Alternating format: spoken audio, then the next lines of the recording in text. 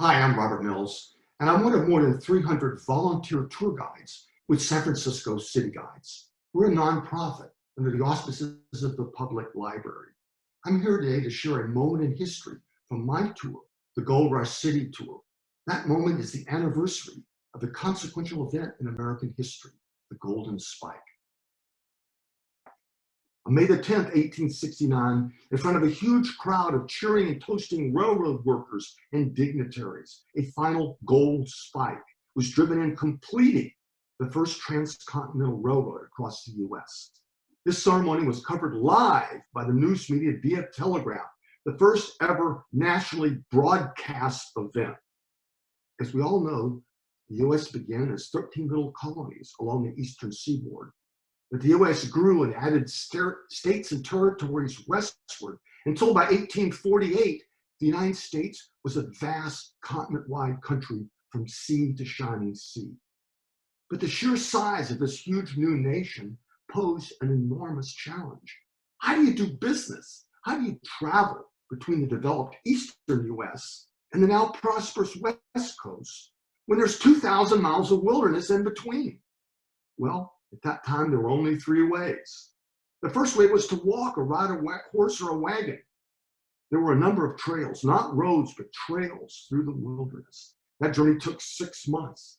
The second way was to take a sailing ship, 16,000 miles around South America. A journey of 6 to 9 months. It was the cheapest way, but it was the most dangerous because as many as 10% of the ship sank in the horrendous storms around Cape Horn. The sailing option was shortened to about 90 days if you could afford one of the much more expensive clipper ships.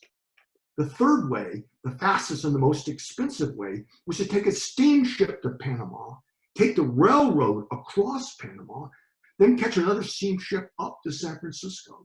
This involved multiple loadings and unloadings through malaria and yellow fever infested jungles, and it took a month.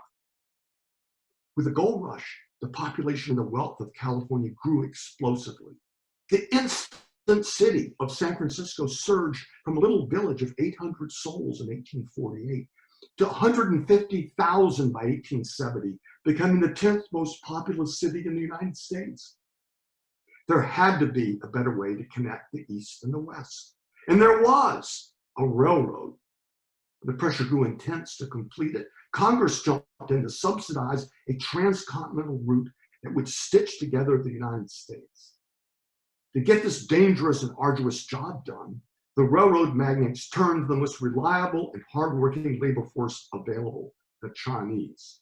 The Chinese laborers, many from mainland China, built the transcontinental railroad. But when the time came for that final victorious picture, the Chinese were pushed out of sight so that the whites could jump in and pose for the glory. The Chinese were promised a return trip home when the job was done, but the railroads reneged on that promise, dumping them all in Chinatown in San Francisco without paying for their trip home.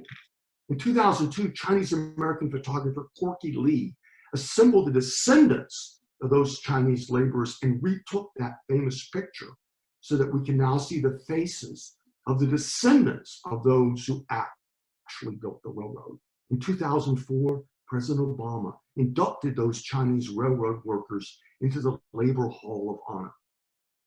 The railroads competed to offer the most luxurious accommodations aboard their trains and to make the transcontinental journey ever faster. They quickly developed express routes. And by June 4th, 1876, an express train left New York City, traveled over 3,000 miles, and arrived in San Francisco in 3.5 days, or 83 hours. Californians expected that the arrival of the railroad would bring instant prosperity, but it was an economic disaster for California industries because of the flood of much cheaper goods that were manufactured in the bigger, more efficient eastern U.S. factories. But this was soon remedied, and it wasn't long before there was a vast and mutually profitable trade between the East and the West, which continues to this day. I hope you've enjoyed this moment in history with San Francisco City Guides, and I'll get a chance to share the rest of my tour, the Gold Rush City Tour, with you in person soon. And don't forget to check out our website, sfcityguides.org, for details. Thanks, and I look forward to walking with you.